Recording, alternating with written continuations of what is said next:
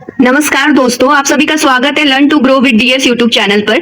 आज इस वीडियो में हम लोग पूरी यूनिट डिस्कस करेंगे जो कि हमारी बीएड फर्स्ट सेमेस्टर की रहने वाली है, थर्ड यूनिट शिक्षा का समाजशास्त्र। तो अगर आपको ये नोट्स चाहिए, आप भी बीएड कर रहे हैं, स्पेशली कुमाऊं यूनिवर्सिटी या फिर कोई भी यूनिवर्सिटी जहाँ पे शिक्षा का समाजशास्त्र आपका टॉपिक है, ये सभी टॉपिक है, तो आपके लिए ये वीडियो इंपॉर्टेंट रहने वाली है। अगर आपको इसके नोट्स चाहिए या और भी किसी पेपर के नोट्स चाहिए बीएड फर्स्ट सेमेस्टर के, तो आप व्हाट्सएप चैनल को ज्वाइन कर सकते हैं, जिसका लिंक इस वीडियो के डिस्क्रिप्शन में आपको मिल जाएगा। और अगर वहां से नहीं हो पाया तो कमेंट जरूर करिए, मैं आपको पूरा बता दूंगी किस अकॉर्डिंग आपको ज्वाइन करना है। लिंक आपको शेयर कर दूंगी, आपको वहां पे ये नोट्स मिल जाएंगे। तो शिक्षा का समाजशास्त्र जो टॉपिक है, इस टॉपिक को आज अच्छे से समझेंगे। इसका अर्थ देखते हैं, सबसे पहले प्रकृति देखते हैं क्या रहती है, तो चीजों को अच्छे से समझने की कोशिश करेंगे हम लोग यहाँ पे। तो चलिए अपना टॉपिक देखते हैं। सबसे पहले शिक्षा का समाजशास्त्र क्या होता है ये समझते हैं। तो देखिए, जैसा कि आपको दिख रहा होगा स्क्रीन पे, शिक्षा का समाजशास्त्र की एक विशिष्ट और गतिशील शाखा है जो शिक्षा को एक व्यापक सामाजिक संस्था के रूप में परिभाषित और विश्लेषित करती है। तो ये क्या करती है, शिक्षा को एक व्यापक सामाजिक संस्था के रूप में डिफाइन करती है। यह इस तथ्य का अध्ययन करती है, तो जो शिक्षा का समाजशास्त्र है वो इस तथ्य का अध्ययन करती है कि जो सामाजिक परिवेश है या फिर सामाजिक संस्थाएं हैं, सामाजिक शक्तियां शिक्षा की संरचना, प्रक्रिया और परिणामों को किस प्रकार प्रभावित करती है। जैसे हमारा सोशल इन्वायरमेंट है, जहाँ पे हम रहते, परिवेश है बोल सकते हैं, जो संस्थाएं हैं या फिर सामाजिक शक्तियां संरचना, प्रक्रिया के परिणामों को किस प्रकार प्रभावित करती है, ये सारी चीजें हम इसके अंदर देखेंगे। सबसे पहले देखते हैं कि शिक्षा के समाजशास्त्र की व्युत्पत्तिपरक और दार्शनिक अर्थ, मतलब इसकी उत्पत्ति कैसे हुई, क्या इसके दार्शनिक आधार है, दार्शनिक अर्थ क्या है, उसको समझने की कोशिश करते हैं, मतलब फिलोसफिकल मीनिंग। तो शिक्षा का जो अर्थ होता है, शब्द की उत्पत्ति जो संस्कृत के शिष्य धातु में अप्रत्यय लगाने से हुई है, जिसका अर्थ होता है सीखना और सिखाना। सीखना और सिखाना। अंग्रेजी शब्द एजुकेचम, एजुकेयर, एजुक्रे और एजु से प्रेरित है, जो आंतरिक शक्तियों को बाहर निकालने और विकसित करने की ओर संकेत करता है। तो जो शिक्षा शब्द है, एक तो संस्कृत के शिष्य धातु से बना है, और अंग्रेजी शब्द जो एजुकेशन होता है वो लेटिन के एजुकेयर, एजुक्रे, एजुकेचम से प्रेरित है, जिसका अर्थ होता है आंतरिक शक्तियों को बाहर निकालने और विकसित करने की ओर संकेत करना। क्लियर। अब देखते हैं समाजशास्त्रीय दृष्टि से शिक्षा केवल व्यक्तिगत विकास का साधन नहीं है। जो अगर हम समाजशास्त्रीय दृष्टि से देखें तो शिक्षा केवल व्यक्तिगत विकास का साधन नहीं है, बल्कि यह सामाजिक निवेश और समाज की निरंतरता और प्रगति सुनिश्चित करती है। तो समाज कैसे कंटिन्यूअसली चलता है, किस अकॉर्डिंग उसका डेवलपमेंट हो रहा है, इसको सुनिश्चित ये करती है। समाजशास्त्रियों के अनुसार, जो सोशोलॉजिस्ट हैं वो बोलते हैं कि समाज सामाजिक संबंधों का जाल है। समाज क्या है, एक सामाजिक संबंधों का जाल है, और शिक्षा इन संबंधों को व्यवस्थित, जो शिक्षा है इन संबंधों को व्यवस्थित, सुसंस्कृत, सुदृढ़ बनाने वाली प्रक्रिया है। आई होप आपको चीजें समझ आ रही है। अगर चीजें समझ आ रही तो कमेंट पे जरूर बताएं। शिक्षा का समाजशास्त्र मुख्य रूप से इस बात पर केंद्रित है कि जो शिक्षा का समाजशास्त्र है ना, मुख्य रूप से इस बात पर केंद्रित होता है कि विद्यालय एक लघु समाज है। जो हमारा विद्यालय है वो क्या है, एक लघु समाज है, यानी मिनी सोसाइटी है, और के रूप में कैसे कार्य करता है। जो हमारा जो पूरा कॉन्सेप्ट है ना, ये इस बात पे क्लियर जो टिका हुआ है कि हमारा जो विद्यालय है वो एज अ मिनी सोसाइटी कैसे वर्क करता है। और व्यापक सामाजिक संरचना, जैसे राजनीति हो गया, हमारी धर्म हो गया, अर्थव्यवस्था, राजनीति, धर्म, अर्थव्यवस्था शिक्षा की नीतियों के कैसे आकार देती है।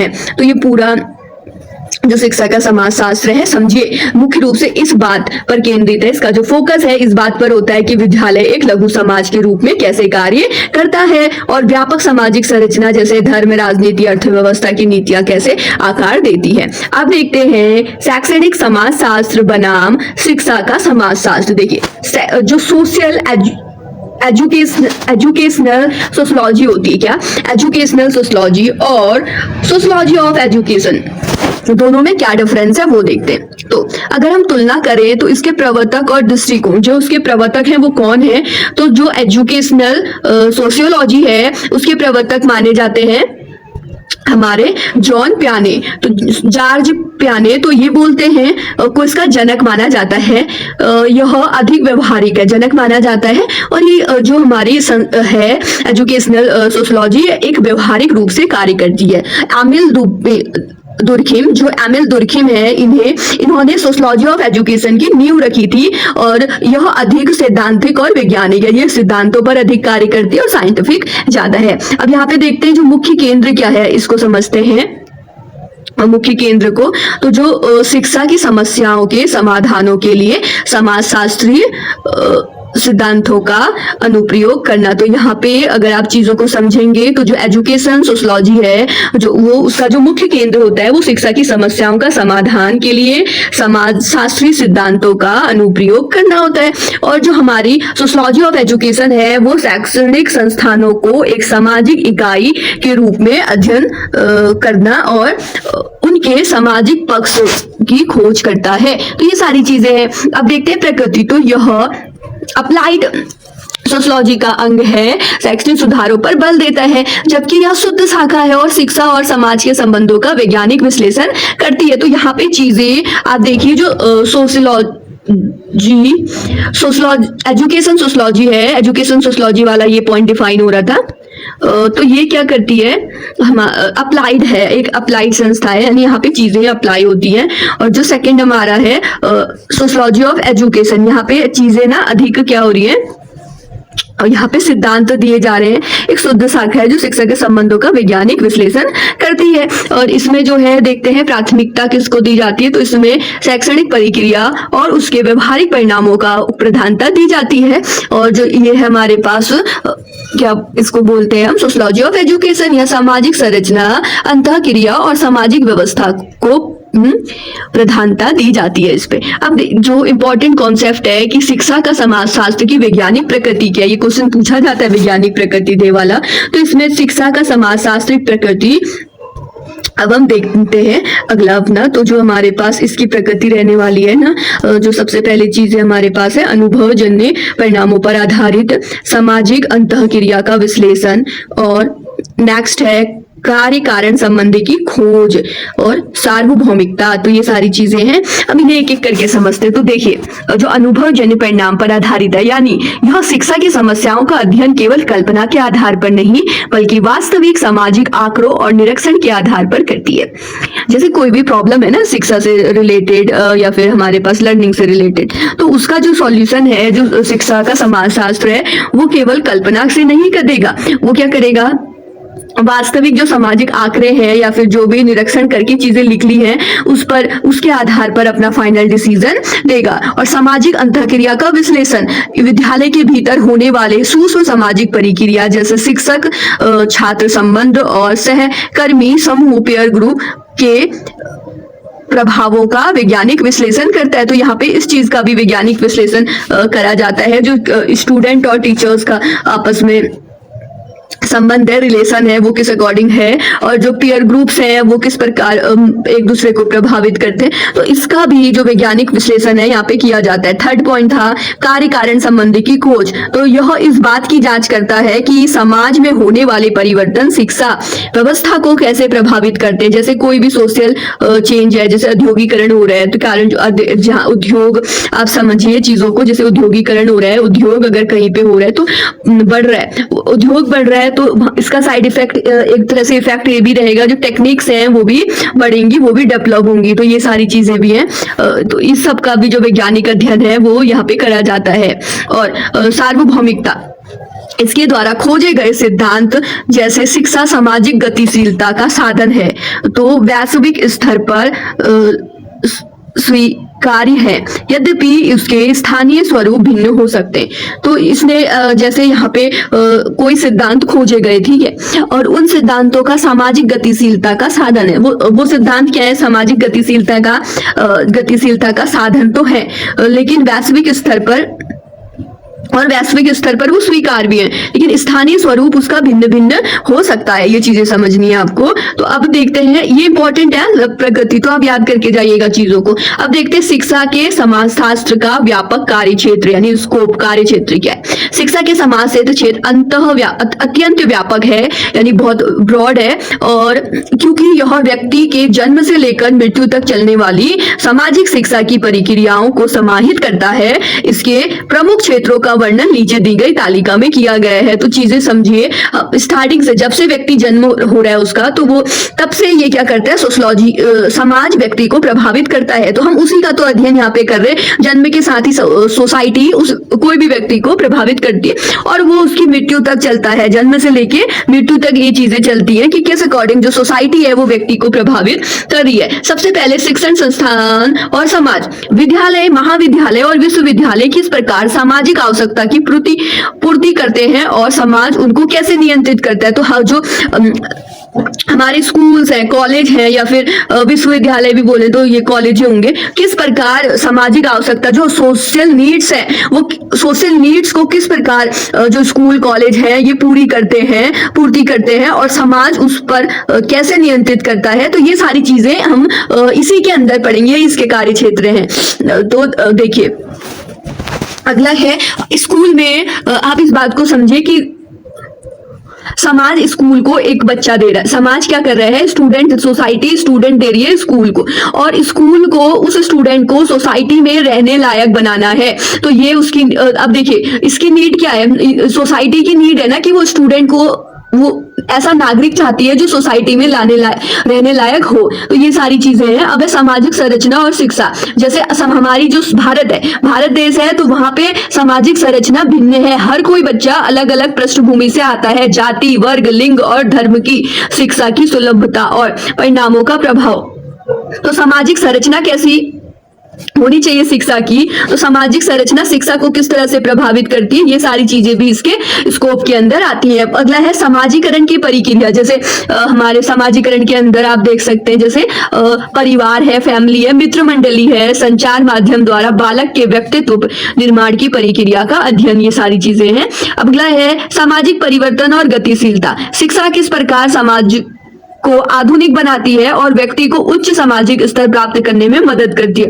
तो इसके यहाँ पे इसके स्कोप के अंदर ये भी देखेंगे। देखिए जो शिक्षा है ना, वो डेवलप, हम बोलते हैं ना कि सोसाइटी डेवलप हो रही है, आधुनिकरण की ओर हम लोग बढ़ रहे हैं, तो उसके पीछे जो मेन है वो शिक्षा ही तो है। शिक्षा ही जो व्यक्ति है उसके सामाजिक स्तर में सुधार लाती है। जैसे कोई किसी का सोशल स्टेटस बहुत नीचे था, तो शिक्षा के कारण ही वो अपने सोशल स्टेटस को चेंज कर सकता है। जैसे कोई बहुत गरीब है, तो वो शिक्षा के कारण ही अमीर इस तरह से बन सकता है। तो एजुकेशन उसको किस तरह से इफेक्ट करती है, ये सारी चीजें हैं। अगला है सांस्कृतिक विकास। तो संस्कृति का संरक्षण, शिक्षा के द्वारा ही जो संस्कृति है उसका संरक्षण, हस्तांतरण और विकास, शिक्षा की भूमिका। तो ये हम इसी के अंदर एजुकेशन सोशियोलॉजी के अंदर ये सारी चीजों का अध्ययन किया जाता है कि किस अकॉर्डिंग हमको अपनी जो संस्कृति है उसको बचाते हुए, उसका संरक्षण करते हुए, उसका हस्तांतरण करते हुए आगे की ओर बढ़ना है। ये सारी, अगर कोई चीज संरक्षण कर रही है हमारी संस्कृति का, तो वो शिक्षा ही कर रही है। लोकतांत्रिक नागरिकता, राष्ट्रीय एकता, अंतर्राष्ट्रीय समझ और लोकतांत्रिक मूल्यों का विकास में शिक्षा की भूमिका। आप एक बात समझिए कॉन्सेप्ट को, जो राष्ट्रीय एकता की भावना है वो स्कूल्स, कॉलेज या फिर ये एजुकेशन के द्वारा ही एक स्टूडेंट या फिर एक बच्चे के अंदर डेवलप की जाती है। अंतर्राष्ट्रीय समझ भी उसके अंदर डेवलप करी जाती है, लोकतांत्रिक मूल्यों का विकास, ये सारी चीजें हैं। अब देखो ये हमने स्कोप देखे, आपको स्कोप पढ़ते जाने की क्या क्या, मतलब कि स्कोप मतलब आप शिक्षा के समाजशास्त्र के अंदर क्या क्या चीजें हो रही है, क्या क्या चीजें करी जा रही है। अगला है शिक्षा के समाजशास्त्रीय आधार कि जो है, जो शिक्षा का समाजशास्त्रीय आधार है ना, उसकी अवधारणा और महत्व को समझेंगे। शिक्षा के समाजशास्त्रीय आधार का अर्थ उन सामाजिक शक्तियों, प्रक्रियाओं और संरचनाओं से है जो शैक्षणिक व्यवस्था की नींव रखती है। तो नींव रखती है वो, यह अवधारणा इस विचार पर टिकी है कि शिक्षा समाज का एक उपतंत्र है, एक सब सिस्टम है। जो मतलब ये जो अवधारणा है ना हमारी समाजशास्त्र की, ये देखिए जो शिक्षा के समाजशास्त्री आधार है, जो इसकी अवधारणा है वो इस बात पर टिकी है, जो शिक्षा है वो क्या है, समाज का एक सब सिस्टम है, उप तंत्र है, तो सब सिस्टम है। अब देखते हैं समाजशास्त्री आधार की मौलिक अवधारणा। समाजशास्त्रियों का मानना है कि शिक्षा केवल व्यक्तिगत प्रतिभा को निखारने का कार्य नहीं करती। जो हमारे सोशियोलॉजिस्ट हैं वो बोलते हैं कि शिक्षा केवल व्यक्तिगत प्रतिभा को निखारने का कार्य नहीं करती, बल्कि इसका मुख्य उद्देश्य याद रखिएगा, व्यक्ति को समाज के योग्य बनाना है। अभी मैंने बोला था ना कि एक व्यक्ति को समाज में रहने योग्य बनाना है। अब देखो आगे देखते हैं, जब दो या दो से अधिक व्यक्ति आपस में अंतःक्रिया करते हैं तो वे एक दूसरे के विचारों और आचरण से प्रभावित होते हैं। यानी जब दो या दो व्यक्ति आपस में एक साथ रहेंगे, या मतलब कि एक समान परिवेश में रहेंगे या आपस में अंतःक्रिया करेंगे, तो वे क्या करते हैं, केवल विचारों और आचरण से प्रभावित, एक दूसरे के विचारों और आचरण से प्रभावित होते हैं। इसी अंतःक्रिया को शैक्षणिक परिणामों को समाजशास्त्रीय आधार माना जाता है। अब देखते हैं कुछ इंपॉर्टेंट पॉइंट्स, जैसे शिक्षा एक सामाजिक प्रक्रिया के रूप में जॉन डेवी के अनुसार, जो जॉन डेवी क्या बोलते हैं इसके बारे में, तो इनका कहना है शिक्षा समाज के माध्यम से और समाज के लिए संचालित होने वाली एक निरंतर प्रक्रिया है। तो देखो शिक्षा को जो चला रहा है ना, एजुकेशन मिल रही है, स्कूल्स कॉलेज ये सारी चीजें, ये किसके माध्यम से, ये सोसाइटी के माध्यम से, और ये चल भी इसलिए रही क्योंकि सोसाइटी की नीड है, क्योंकि सोसाइटी को उसकी जरूरत है। तो यही चीज ये भी बोल रहे हैं कि शिक्षा समाज के माध्यम से और समाज के लिए संचालित होने वाली एक कंटिन्यूअस प्रक्रिया है। अब आगे देखते हैं सेकंड पॉइंट, समाज की आकांक्षा और पाठ्यक्रम। तो जो पाठ्यक्रम है और समाज की आकांक्षा है, दोनों एक दूसरे को किस अकॉर्डिंग प्रभावित करती है। देखो समाज की वर्तमान आवश्यकता ही शिक्षा के उद्देश्यों और पाठ्यक्रम का निर्धारण करती है। जैसे आप लोगों ने देखा होगा, हम सिलेबस है, पाठ्यक्रम है, वो धीरे धीरे चेंज होते जा रहा है। अब सोसाइटी को क्या नीड है, जो स्टूडेंट है वो आधुनिक जो टेक्निक्स है उसको सीखे, जैसे एआई है, कंप्यूटरिंग है, ये सारी चीजें जैसे जैसे डेवलप हो रही है, तो बच्चों को भी उसी अकॉर्डिंग लैंग्वेज सिखाई जा रही है, तो चीजें सिखाई जा रही, करिकुलम सिलेबस चेंज हो रहा है। तो सिलेबस किस अकॉर्डिंग चेंज होता है, सोसाइटी की नीड्स के अकॉर्डिंग, क्या प्रेजेंट में सोसाइटी की जरूरत है उसके अकॉर्डिंग। तो समाज के वर्तमान आवश्यकता ही शिक्षा के उद्देश्यों और पाठ्यक्रम का निर्धारण करती है। उदाहरण के लिए एक लोकतांत्रिक समाज में शिक्षा का आधार समानता और स्वतंत्रता है। अगला पॉइंट देखते हैं, ऐतिहासिक और सामाजिक संरचना का प्रभाव। जो सोसाइटी है उस पर जो ऐतिहासिक और सामाजिक संरचना है उसका क्या प्रभाव पड़ता है। शिक्षा का उद्देश्य स्थिर नहीं है, जो एम है ना एजुकेशन का, वो स्थिर नहीं है बोल रहा है, ये वे इतिहास और समाज की बदलती संरचना के साथ बदलते रहता है। तो ये सारी चीजें हैं। और अब देखते हैं जो बीएड प्रशिक्षुओं के लिए समाजशास्त्री आधार और महत्व। जो टीचर ट्रेनिंग्स है, हम लोग हैं तो बीएड प्रशिक्षु यानी जो टीचिंग ट्रेनिंग ले रहे हैं हम लोग बीएड के माध्यम से, तो उनके लिए समाजशास्त्री आधार का क्या महत्व है, क्यों इन्हें हमें ये पढ़ाया जा रहा है, क्या हमारे लिए, क्यों ये हमारे लिए महत्वपूर्ण है, ये चीजें हम अब देखेंगे इसमें। तो देखते हैं, एक शिक्षक के लिए समाजशास्त्रीय आधारों का ज्ञान निम्नलिखित कारणों से अनिवार्य है। तो सभी कारण हम लोग देखते हैं क्यों अनिवार्य है। तो इस पहला जो इसमें पॉइंट है वो समझते हैं, छात्रों की सामाजिक पृष्ठभूमि की समझ। अगर आप एक क्लासरूम में टीच कर रहे हैं तो आपके पास जो स्टूडेंट है वो हर एक स्टूडेंट की सामाजिक पृष्ठभूमि अलग है, तो आपको सामाजिक पृष्ठभूमि को समझना अनिवार्य है। कक्षा में छात्र विभिन्न सामाजिक वर्गों, छात्र जो है विभिन्न सामाजिक वर्गों, जातियों और संस्कृतियों से आते हैं। समाजशास्त्री समझ शिक्षक को उनके व्यवहार और सीखने की गति को समझने में मदद करती है। तो जो समाजशास्त्री समझ है वो शिक्षक को उनके व्यवहार और सीखने की गति को समझने में मदद करती है। तो अगला है समावेशी शिक्षा का कार्यान्वयन। तो देखिए जो समावेशी शिक्षा है वो भी चलानी है, तो समाजशास्त्री आधार शिक्षा को हाशियों जैसे कि मौजूद समूह जैसे अनुसूचित जाति, जनजाति, महिला के प्रति संवेदनशील बनाते हैं। सामाजिक परिवर्तन के वाहक के रूप में भूमिका। तो हमारा एक शिक्षक है वो यह जान पाते हैं कि कैसे, किस प्रकार शिक्षा के माध्यम से समाज में व्यापक कुरीतियों को दूर कर एक आधुनिक समाज की नींव रखी जाती है।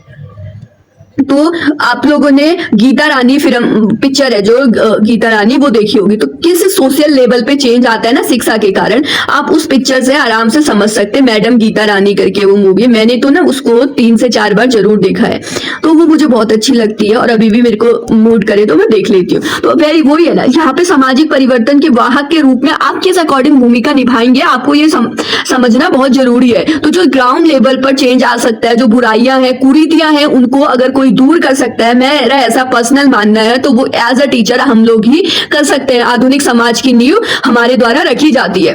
तो ये आज की वीडियो में इतना ही रखते हैं। अगली वीडियो में हम लोग इसके बचे हुए 2 टॉपिक है इस यूनिट के, एक हमारे पास सोशल मोबिलिटी वाला टॉपिक है, इसको कवर करेंगे। तो ये कुछ इस तरह से, ये सारे नोट्स ना मैंने आपको शेयर कर दिए, तो फैक्टर इफेक्टिंग सोशल मोबिलिटी ये सारा देख लेंगे। और उसके बाद अगला और लास्ट टॉपिक इसका बच रहा है सामाजिक स्तरीकरण और शिक्षा, तो ये सारा ये लास्ट टॉपिक भी हम लोग देखेंगे। तो मिलते हैं जल्दी से अगली वीडियो में। तो अगर आप लोगों ने अभी तक चैनल को सब्सक्राइब नहीं करा है, आप please subscribe our channel and like करिए, वीडियो को शेयर करिए अपने दोस्तों को। Thank you for watching.